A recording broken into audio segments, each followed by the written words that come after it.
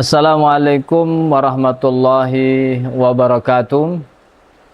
Alhamdulillahi rabbil alamin. Allahumma salli ala Sayyidina Muhammad wa ala ali Sayyidina Muhammad, amma ba'du. Faqala Allah Ta'ala fi kitabihil karim, bismillahirrahmanirrahim. Ya ayyuhalladzina amanu kutiba alaikumus syiyam kama kutiba alal ladzina min qablikum la'allakum tattaqun. Wa qala an-nabi sallallahu alaihi wasallam, man shama ramadhana imanan wa ihtisaban ghufira lahu ma taqaddama min dhanbi.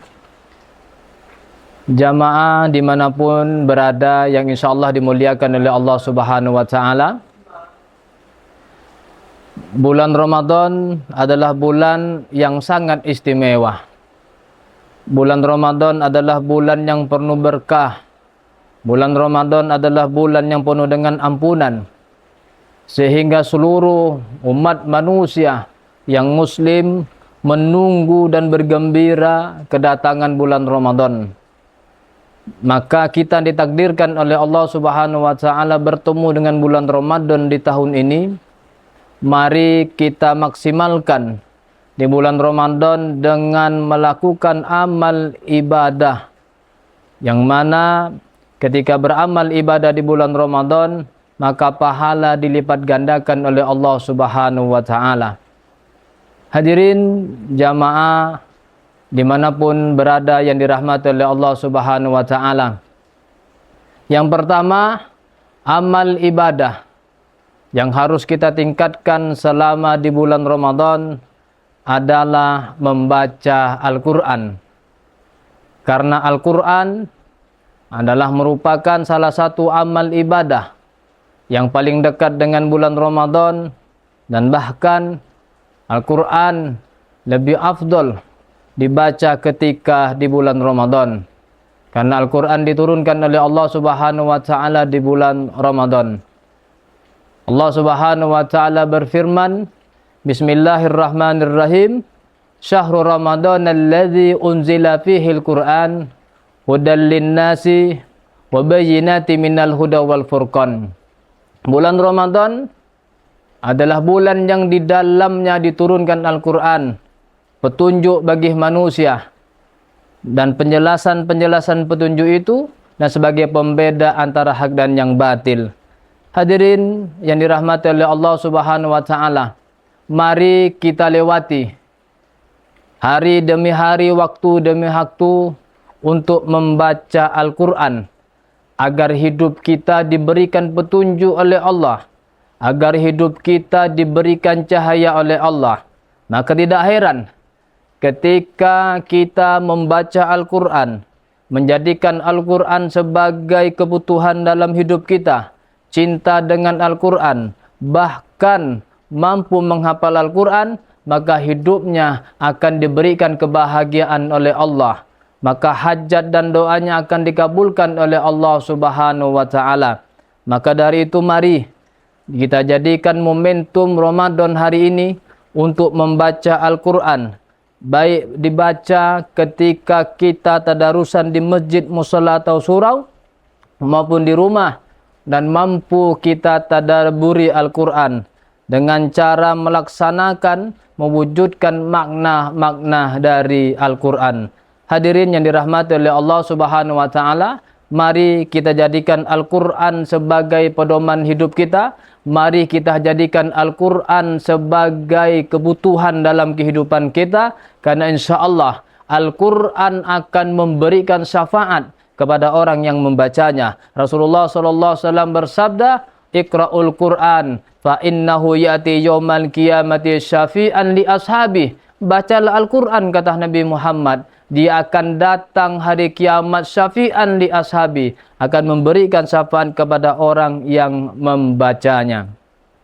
Jamaah dimanapun anda berada dirahmati oleh Allah Subhanahu wa Ta'ala, adapun amal ibadah yang harus kita tingkatkan yang kedua adalah memakmurkan masjid, mushola, surau dengan melaksanakan solat berjamaah. Jumhur ulama berpendapat bahwa solat berjamaah hukumnya sunnah muakkad. Bahkan Imam Ahmad bin Hambal berfatwa melaksanakan solat berjamaah hukumnya wajib. Rasulullah sallallahu alaihi wasallam, beliau sebagai Rasul semasa hidupnya selalu melaksanakan solat berjamaah walaupun dalam keadaan sakit, sampai di akhir hayat beliau istiqomah melaksanakan solat berjamaah di masjid. Suatu ketika Nabi Muhammad sallallahu alaihi wasallam didatangi oleh salah satu sahabat yang dicintainya, yaitu Abdullah bin Ummi Maktum. Ia menyampaikan kepada Nabi bahwa dia buta, tidak bisa melihat, dan tidak ada yang mau mengantarkan beliau untuk melaksanakan solat berjamaah. Lalu beliau meminta keringanan, rukhsah kepada Nabi Muhammad agar diizinkan untuk tidak melaksanakan solat berjamaah di masjid. Lalu Nabi SAW bertanya kepada beliau, apakah engkau masih mendengarkan seruan azan? Qala na'am ya Rasulullah. Lalu Nabi mengatakan, wajib.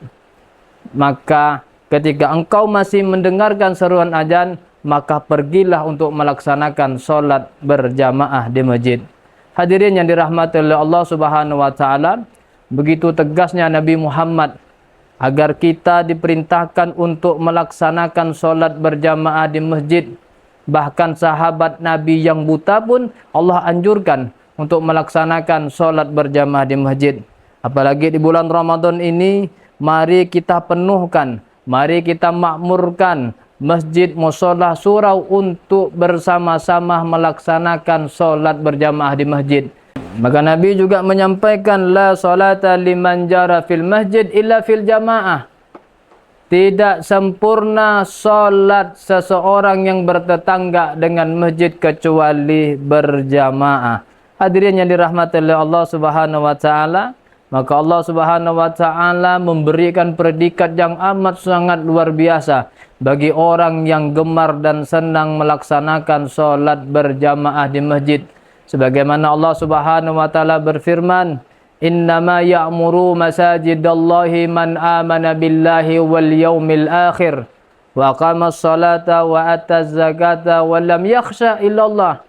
Hanya yang memakmurkan masjid-masjid Allah ialah orang yang beriman kepada Allah dan hari akhir, mendirikan solat, menunaikan zakat, dan tidak takut selain hanya kepada Allah Subhanahu wa taala. Hadirin yang dirahmati oleh Allah Subhanahu wa taala, mari di bulan Ramadan ini kita tingkatkan amal ibadah kita kepada Allah Subhanahu wa taala. Yang pertama dengan membaca Al-Qur'an, memaknai dari Al-Quran. Dan yang kedua, mari bersama kita melaksanakan solat berjamaah di masjid dengan solat qiyamul lail lainnya, dengan solat tarawih dan lain sebagainya. Hadirin jamaah yang dimuliakan oleh Allah Subhanahu wa taala, kami atas nama segenap penyuluh agama Islam Kementerian Agama Kota Pontianak mengucapkan selamat menunaikan ibadah puasa Ramadan 1447 Hijriah tahun 2026 Masehi. Mudah-mudahan segala amal ibadah puasa kita dan amalia ibadah yang lainnya selama di bulan Ramadan diridhoi oleh Allah Subhanahu wa taala. Akhirul kalam, wallahul muwaffiq ila aqwamit thariq. Assalamualaikum warahmatullahi wabarakatuh.